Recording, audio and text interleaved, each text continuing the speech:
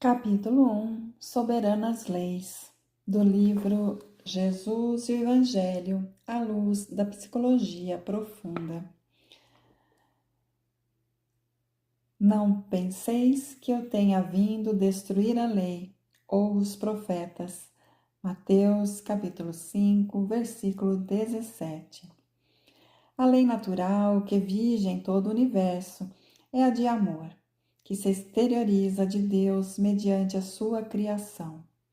O cosmo equilibra-se em parâmetros de harmonia inalterada, porque procede de uma causalidade inteligente que tudo estabeleceu em equilíbrio. Essa ordem espontânea é sempre a mesma em toda parte, expressando-se como modelo para a conquista integral de todas as coisas, particularmente do eu profundo, que dorme em latência nos seres aguardando os fatores propiciatórios à sua manifestação. No começo é a sombra dominante, geradora de impulsos automáticos inconscientes, herança dos períodos primeiros da evolução. Quando se instalaram no psiquismo os instintos primários, que remanescem em controle das atividades do processo de crescimento. Inconsciente da sua realidade imortal, o ser é atraído para a grande luz libertadora, experimentando os embates internos que o desalojam da concha vigorosa, onde se escarcera, facultando-lhe os primeiros voos do discernimento e da razão com promessas de plenitude. Como efeito inevitável, a inspiração superior vem trabalhando em nome dessa lei, para que o espírito modele as asas para a ascensão, através de disciplinas morais e sociais, mediante as quais aprende a dominar os impulsos e racionalizá-los, para que no futuro consiga introjetar o sentimento profundo do amor e mergulhado conscientemente na lei natural. Consiga utilizar-se da intuição ou comunicação direta com o pensamento universal, espraiado em toda parte, ascendendo aos planos da felicidade que almeja. Moisés houvera estabelecido por inspiração e observação os códigos essenciais ao processo de libertação da sombra e elaborou o decálogo conduzido pelo psiquismo divino, tornando indestrutível paradigma para todas as demais leis, por conter em essência o fundamento do respeito a Deus, à vida, aos seres em geral e a si mesmo em particular.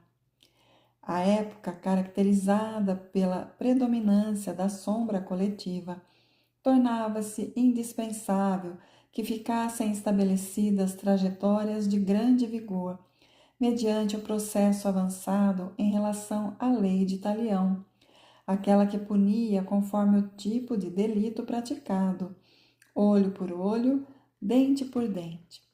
O ser humano compreendia que a amputação de um membro que houvera delinquido não correspondia a uma medida de justiça, mas sim de vingança, porque, afinal, não é o órgão que injuria que comete o delito, mas sim é o ser pensante que transfere a atribuição da responsabilidade, propondo outro tipo de correção. A reeducação passou a ser a medida própria para reabilitar o infrator, antes que para destruir-lhe a existência corporal ou parte dela. Desde o primeiro código moral e legal, conhecido e exarado na estela de pedra por Hammurabi, que ficaram os primeiros sinais de respeito pela vida e pelos seres humanos. Embora a dominação arbitrária dos poderosos em trânsito para o túmulo, sempre vitimados pela sombra, que neles era a característica essencial. Jesus, o homem excelente, chegou à Terra e defrontou a ignorância em predomínio, trazendo a mensagem de amor que jamais fora apresentada antes na formulação de que ele se fazia portador. O amor era considerado o sentimento feminino, próprio da fragilidade atribuída à mulher, porque se ignorava a força existente na ânima que existe em todos os homens, prepotentemente submetidos ao férreo jugo da brutalidade. Da mesma forma, o ânimos que compõe psicologicamente o ser feminino era propositadamente ignorado, a fim de não ser vítima de punição, que atribuía à mulher culpa e responsabilidade pelo declínio inicial do homem, portanto, a degradação de toda a humanidade. Esse barbarismo conceptual encontrava a sua extravagante inspiração na Bíblia, interpretada de forma conveniente e dominadora em desserviço das admiráveis imagens que revestem o pensamento original e podem ser decodificadas pela moderna psicologia profunda, como também pela psicanálise, retirando os mitos nela existentes e configurando os arquétipos que prosseguem no inconsciente individual e coletivo de todas as criaturas humanas. Jesus não foi o biótipo de legislador convencional. Ele não veio submeter a humanidade nem submeter-se às leis vigentes. Era portador de uma revolução que tem por base o amor na sua essencialidade mais excelente e sutil, e que, adotado, transforma os alicerces morais do indivíduo e da sociedade. As do seu tempo eram leis injustas e condenatórias, punitivas e impiedosas, que viam o ser humano apenas como um animal passível de domesticação, e quando se lhe patenteava a rebeldia, tornava-se merecedor de extermínio para o bem da sociedade. Mormente que as paixões da sombra, envolvente dos legisladores e seus tribunais, sempre preponderavam nas decisões criminosas, não menos merecedoras de reparação do que aquelas que pretendiam justiçar. A superioridade espiritual e moral de Jesus entendeu a necessidade, não a primazia desse código perverso, e submeteu-se, pois que ele viera também, para dar exemplo dos postulados que recomendava, considerando respeitáveis os profetas e legisladores que estabeleceram essas leis nos seus respectivos períodos.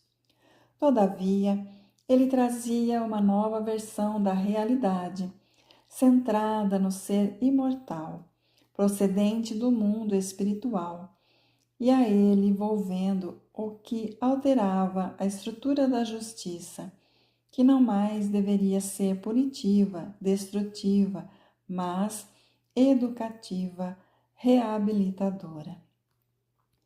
O ser humano erra por ignorância ou rebeldia, sob os estímulos do ego autodefensor, sem conhecimento profundo do significado existencial do valor de si mesmo. Mergulhado em sombra, esse lado escuro da personalidade sobressai-se e impulsiona ações que estão destituídas da razão e da compaixão, desnaturadas nas bases e dominantes na essência. O ensinamento de Jesus fundamenta-se na evolução do self, iluminando a sombra e vencendo-a.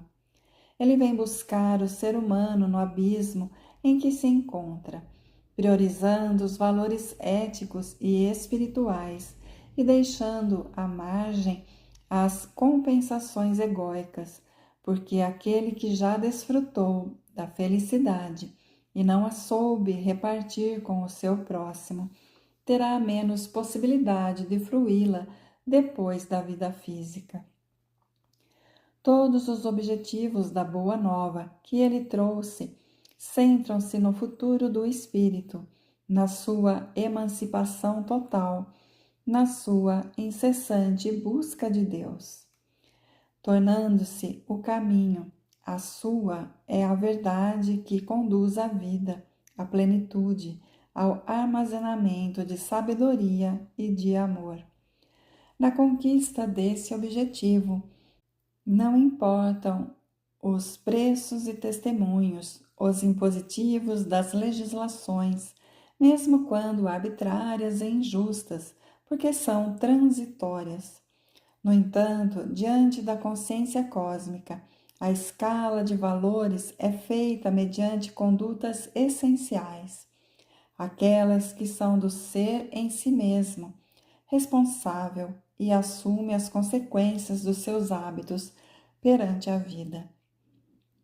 Todo o seu verbo está exarado em linguagem programada para resistir aos tempos de evolução do pensamento e abrir espaços para as repercussões sociológicas e espirituais, éticas essenciais e morais seguras através dos diferentes períodos da humanidade, ocultando grandes verdades em símbolos compatíveis com a compreensão do momento.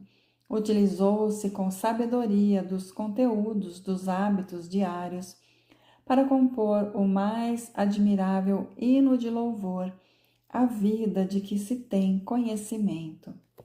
Suas parábolas, agamassadas com o cimento das lições do cotidiano, são discursos para todos os períodos do desenvolvimento sociopsicológico das criaturas. Não obstante, fez grandes silêncios em torno de verdades mais transcendentes, que poderiam ser desnaturadas por falta de amadurecimento evolutivo e psicológico dos seus coevos, impossibilitados mesmo de registrar o pensamento, que sofreria inevitavelmente mutilações, adaptações, adulterações, de acordo com os interesses vigentes em cada estágio da evolução. Tornava-se, por outro lado, necessário que a ciência pudesse corroborar-lhe os postulados, oferecendo à razão os meios de aceitação compatíveis com as exigências do sentimento destravado das leis vigorosas e primitivas, bem como dos dogmas que as substituiriam, tão perversos quanto elas, a fim de manterem as mentes submetidas aos interesses das religiões e dos estados ultramontanos. Pelo mecanismo inevitável e incoercível das reencarnações, missionários do bem e da luz, periodicamente mergulhando no corpo, esbatiam a sombra coletiva, libertando o ser daquilo que nele predominasse, mediante o esforço de adaptação às conquistas da inteligência e da emoção. Na perspectiva, portanto, da psicologia profunda, a lei de amor está incerta no ser legítimo, trabalhando sem cessar em face do fatalismo da evolução nele predominante, ao tempo em que os conceitos de imortalidade, de comunicabilidade do espírito após a morte e da reencarnação pudessem receber o aval da ciência investigadora, abrindo novos horizontes para o amadurecimento psicológico, gerador da felicidade humana. Por isso, o enunciado de Jesus: não penseis que eu tenha vindo destruir a lei ou os profetas.